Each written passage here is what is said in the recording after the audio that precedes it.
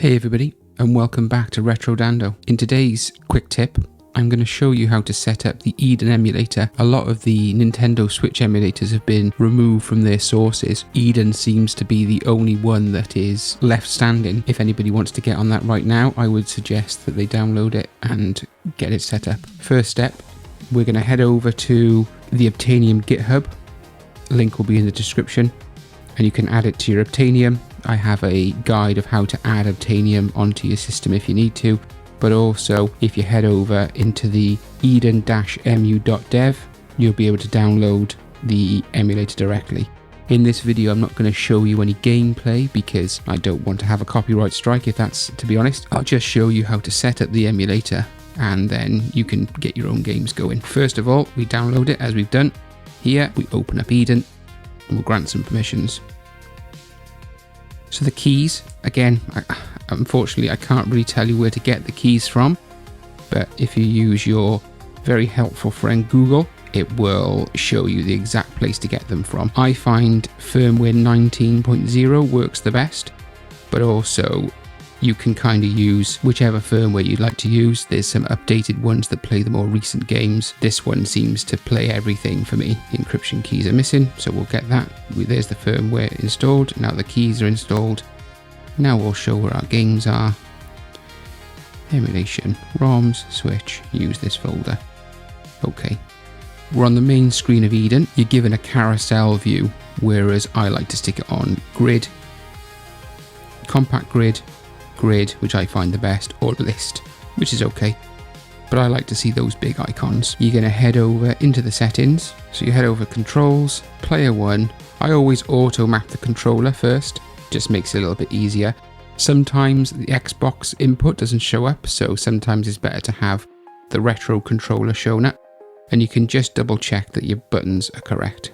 So yeah, A and B are set up the correct way. That's because we're in the retro configuration. So we'll head back out now. The next best thing to do, especially if you're on a Snapdragon GPU, is you can use turnip drivers. Eden's got this great thing that you can fetch the perfect driver for your system. If you click fetch, it tells me that Mr. Purple Turnip T19 is the best driver. So you can head over to there, you can find that one and give it a download. Click to the bottom, scroll button, show downloads, download, and it'll install that driver for you. Ryan Retro found a fantastic driver that I'll show you now. So head over to my system that I've downloaded. If you head onto the internet and download this, it's a great turnip driver. So it's the Turnip V24 R9 V2 driver. This seems to perform best with all the Switch games that I've tried. Every single Switch game seems to work with it. There seems to be minimal trouble whenever I've tried them. So get that downloaded and install. If you're on a Mali GPU, unfortunately, you can't make use of this, so you'll have to put up with the games that actually work. Then you head over into the app settings. You can kind of change the color, check for updates, all these different bits and pieces. The color scheme, you can choose whatever color scheme you like. Depending on what device you have, you can pick your favorite color. I just stick with the Eden Basic. Head over into advanced settings. You can choose docked mode or handheld mode. This is totally up to you.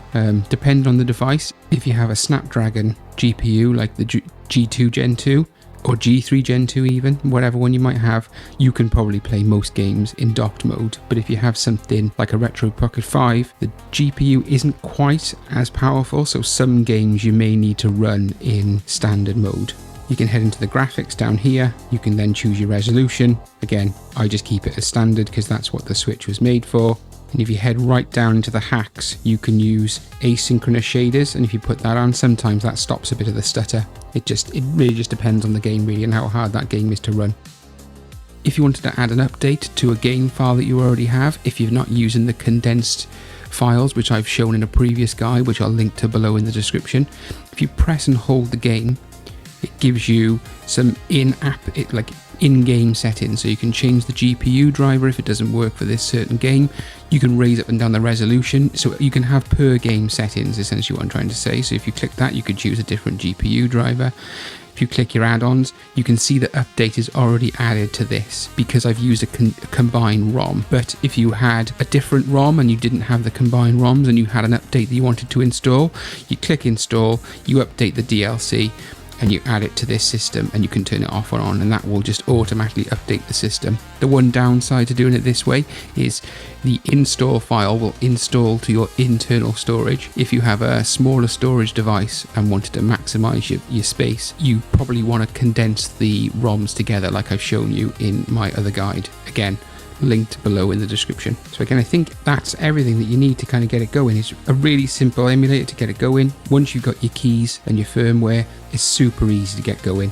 So what I'm going to do now is I'm going to launch a game, but I'm not going to show any gameplay. I'm going to launch a game. I'm going to pause the emulation to show you how to remove the controller overlay. So as you can see here, I've paused the emulation not to breach any kind of copyright rules, which always seem to exist. There's lots of people with their channels getting strikes at the moment, and as a new channel, I really don't want to have that happen to me. What you're going to do is you're going to hit the back button or swipe from the left, and you can press hide controller.